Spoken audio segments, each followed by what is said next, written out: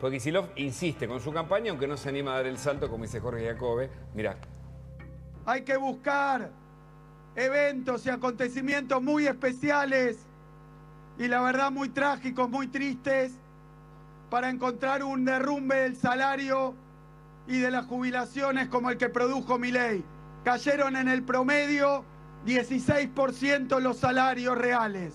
Al grueso y al conjunto de los trabajadores y trabajadoras de la Argentina, Milei le metió la mano en el bolsillo y le afanó 2 meses de sueldo.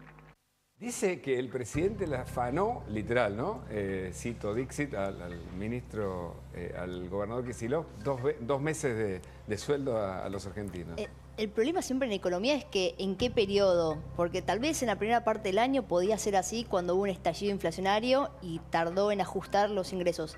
Pero eso vimos que se empezó a dar vuelta a medida que se desaceleraba fuerte la inflación y había ajustes paritarios, donde hoy por hoy salió el índice de salarios de octubre justamente, y ya da que el sector privado registrado le ganó la inflación en lo que va del año, y lo mismo pasa con el sector público, que le empata ahí nomás o casi que le gana. Tal vez los informales son los que vienen más atrás, porque hay mucha informalidad, por ejemplo, en el sector de la construcción, que es un sector que este año fue muy golpeado, ya saben, por obra pública frenada y por obra privada, que es muy cara en dólares.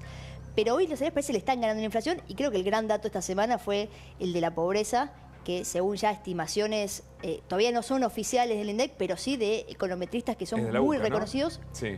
La UCA también, y otros econometristas como González Rosada, que ya vienen anticipando que la pobreza este año terminaría por debajo de lo que fue el año pasado, aún con el ajuste que llevó adelante el gobierno cortó 4 puntos del PBI este año, un ajuste de los más importantes en las últimas décadas, y aún así podría mostrar el número de que la pobreza terminaría en torno al 39%, cuando el año pasado terminó en 41,7% por ahí. O sea, sigue siendo un número alto el de 38% de la población. Pero impensado, esto es los datos que después también dio a comunicar el Ministerio de Capital Humano, el de Peltovelo, y la verdad que si esto después se termina de confirmar por el INDEC, que la verdad es muy probable porque los que estimaron esto son economistas serios, miren acá cómo viene bajando. El primer trimestre fue después de esa gran devaluación que hubo en diciembre del año pasado. Ahí la inflación se disparó, tuvimos más de 20% de inflación en un mes y tuvimos esa pobreza 54,8%. Baja el 51 el segundo trimestre y ahora estaría en 38,9. De vuelta, llega después el INDEC a confirmar que la pobreza este año termina por debajo del año pasado, y realmente es un gol tremendo para el gobierno. Es un datazo junto con la baja de la inflación, junto con, ahora veremos, con la baja del desempleo. Pero un tema clave es el de los servicios, y quería citar tu nota, si me permitís, Sofía. Sí. Porque vos decís que justamente el costo se quintuplicó, ¿no?, en el último año. Exactamente, lo que paga cada hogar por las tarifas de luz, gas, agua y transporte. Y esto es otro, la verdad, gol del gobierno. Aumentó 402 esta canasta, según el Instituto de Economía Política que tiene la UBA y el CONICET. Es muy interesante porque uno de los desafíos que tenía el gobierno asumía en un contexto donde las tarifas de lo que pagábamos por gas y electricidad era baratísimo. Era irrisorio, porque se suponía que no lo pagábamos en la boleta, pero lo pagábamos con los impuestos, con la inflación, etcétera, etcétera, ¿no? Con emisión. Sí. Con emisión, muy bien. Y el gobierno este año logró bajar fuerte los subsidios, recomponer tarifas en un contexto donde baja la inflación. ¿Te acordás el último periodo de Massa que estaban con la idea, ¿no?, La segmentación. La segmentación, que era el cuento de la buena pipa. Ahora empieza la segmentación. No, la semana que viene lo van a hacer así. No, lo van. Era todo el tiempo. Bueno, igual hay que decir que algo hizo el gobierno anterior y este gobierno lo siguió, porque la segmentación sigue tal cual la diseñó durante el gobierno de Massa, que son 3 niveles, los de ingresos altos, bajos y medios. Acá está el gran desafío que tiene el gobierno hacia 2025. Un desafío es, bueno, la pobreza baja al 39, ¿cómo hacemos para que siga bajando? Para eso la economía tiene que crecer.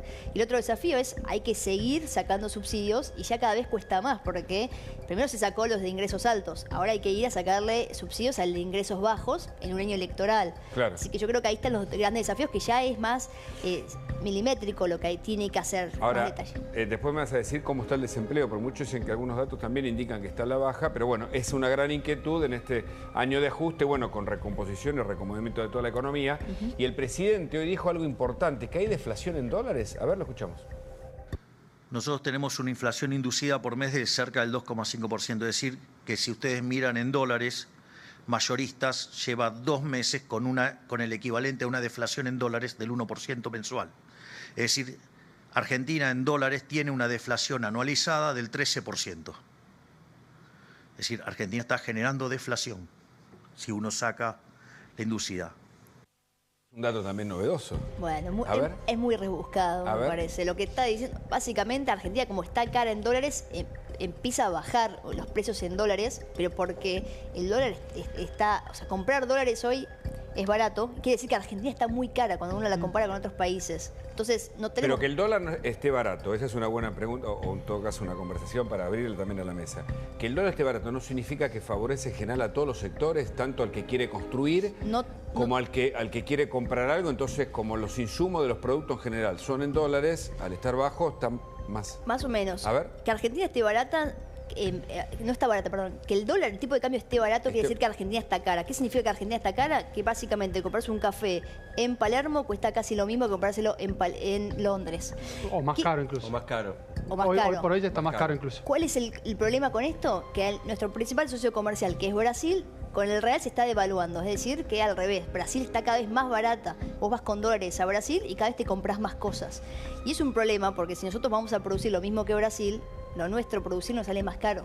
Entonces alguien va a decir, le compro el producto a Brasil porque el Brasil... Que es el está más viejo barato. dilema de abrir o no la economía, ¿no? Argentina igual tiene una economía muy cerrada y el gobierno está intentando abrirla. Todavía no es que es una apertura bastante amplia. El tema pero es un problema hacia mañana. si se recomponen los salarios en dólares, porque entonces eso es lo que equilibra, entiendo también, ¿no? Bueno, los salarios en dólares... ¿Mejoraron? El tema es que Argentina está muy cara para... hoy vemos las rutas en Argentina y son un desastre. Ah, claro. No hay trenes todavía. Todavía sigue habiendo mucha presión impositiva, no es que bajaron los impuestos. Tenemos mucha burocracia, entonces no es que nos merecemos este tipo de cambio. Este tipo de cambio no es porque la Argentina vuela y ahora somos 100%.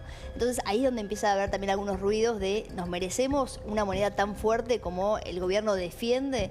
Bueno, tal vez sí, en un futuro. Hoy por hoy no es que tenemos una economía mucho mejor que la del año pasado. Pero en vos tema decís que si el productiva. dólar aumenta, nosotros devaluamos, en definitiva. Bueno, ahí está el gran problema, porque siempre que hay una devaluación, encima después hay una aceleración inflacionaria y después Claro. se termina la credibilidad política del gobierno. Después el gobierno no quiere mantenerse con este tipo de cambio. El problema es, el año que viene, la industria, de vuelta, si la industria va a competir con el mundo, Sí. ¿cómo hacemos con este tipo de cambio? Lo que el gobierno dice es, yo tengo que bajarte costos sin devaluar. Claro. Tenés que vos ser más productivo, tenés vos que perder menos tiempo para hacer un trámite. Bueno, hay que ver si el gobierno avanza con eso de ayudarnos a ser más productivos. Ahora vos usás tus herramientas, la reflexión, lo analizás, pero el que lo explica fácil es Grabois, mira. Pero hay tres cosas que nosotros tenemos que resolver.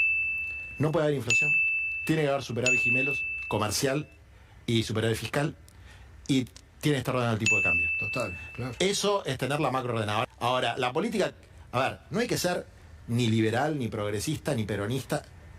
Hay que no ser pelotudo para darse cuenta que es mejor tener superávit que déficit. O sea, es una cosa de sentido común. Sí, qué fácil, ¿no? Pero llego a escuchar a Claro. Cristina, se va a enojar porque Cristina se cansó de decir que el déficit no es el problema.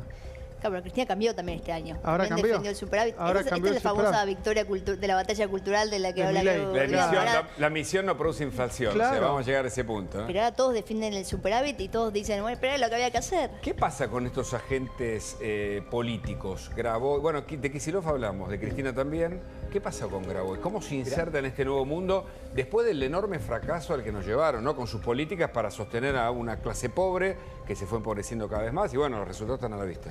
Mira, lo primero que hay que entender es que a partir del 2022, es decir, mucho antes de las elecciones, ya todo el espectro político se fue dando cuenta de que los argentinos se estaban torciendo hacia una idea más liberal, más de derecha y de Estado más pequeño.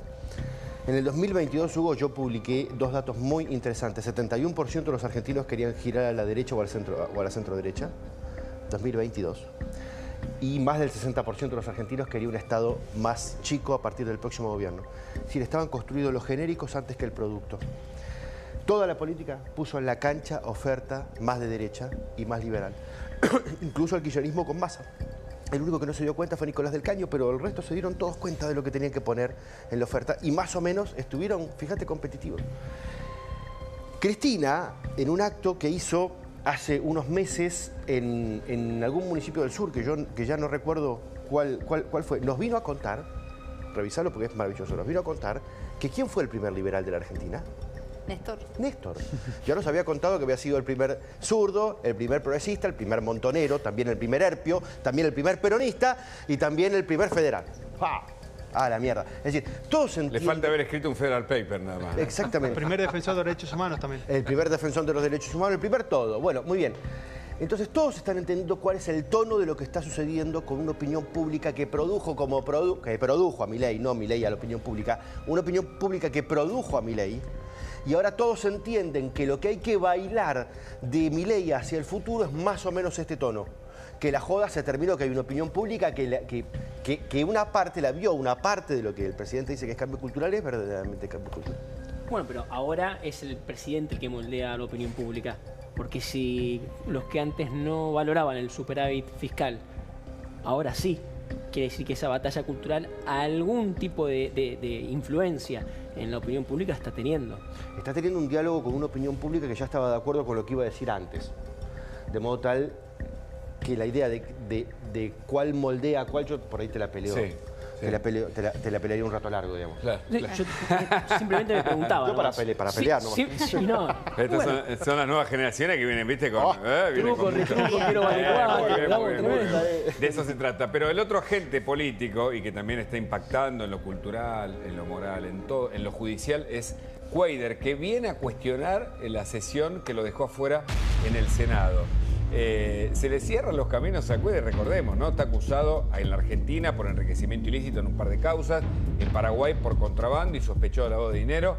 La justicia allanó el despacho, justamente Ricardo Cuadra, pidiéndole permiso a la vicepresidenta y presidenta del Senado, Victoria Villarroel. Claro, pudieron avanzar en esto una vez que él fue, no tuvo su fuero, entonces podía avanzar la justicia. Era un pedido que había hecho la jueza Sandra Arroyo Salgado. Recordemos que él tiene una investigación en la Argentina por su paso previo al Senado, que era cuando estaba al frente del ente de energía de Entre Ríos, y una empresa de seguridad internacional se autodenuncia diciendo que había pagado sobornos a diferentes instituciones, por ejemplo AISA, por ejemplo el ente de energía de Entre Ríos. Entonces de ahí se desprende esa investigación y es Sandra Arroyo Salgado la que dice: necesito entrar a las oficinas y ver si hay alguna documentación que pueda encontrar respecto de lo que ocurrió de los sobornos, si hay alguna especie de recibo, podríamos decirlo de alguna manera. Lo que pasa es que esto pasó hace prácticamente una década, ya es muy difícil que encuentren algo ahí. Diego Carlos Armesto, ¿qué buscaban ahí? ¿Qué buscaba quién? La justicia, ¿por qué allana? Hay dos cosas que bien lo decía el Tucu, es decir, una vez producido la expulsión del senador, automáticamente pierde los fueros. Entonces, la mentirosa ley 25320, que es la famosa ley de fueros, había generado unos fueros que no tenían nada que ver. Es decir, el tipo iba caminando, se subía al auto y tenía fuero, tenía fuero por todos lados, ¿no? Entonces, esto allana la posibilidad de que la justicia investigue estas causas. Ahora, en el día de hoy también tuvo una piña Cuadra, es decir, que le rechazó in limine el juez contencioso el amparo para pedir la nulidad. Tanta discusión se hizo con la traición de la vicepresidenta que vino un juez, la vio pico y dijo: mire, el planteo que está haciendo está mal. ¿Por qué? Porque son facultades del Senado. Claro, es decir, lo que vos ya lo habías dicho, me acuerdo perfectamente. El sábado te di la primicia. Pero no es porque sabía algo del juez, sino porque yo lo olfateaba como venía. Así. Pero yo lo que digo es, a mí me parece que se le cierran los caminos. Se le cierran los caminos para poder zafar. Exacto. Este es el problema. Es decir, yo creo que si él tiene un problema, si cruza la frontera con Argentina, tiene que enfrentarse a la justicia argentina. Si se queda en el Paraguay va a tener... Creo que en la Paraguay está pasando un poco mejor, pero creo que tiene un problema importante de acá en adelante Cuadra y la mayoría de los senadores que tienen los mismos problemitas que él. Sí, porque además tiene la denuncia de él en Paraguay es por mucho menos años de prisión que la que puede llegar a tener en la Argentina. Allá son 2 años y medio lo que está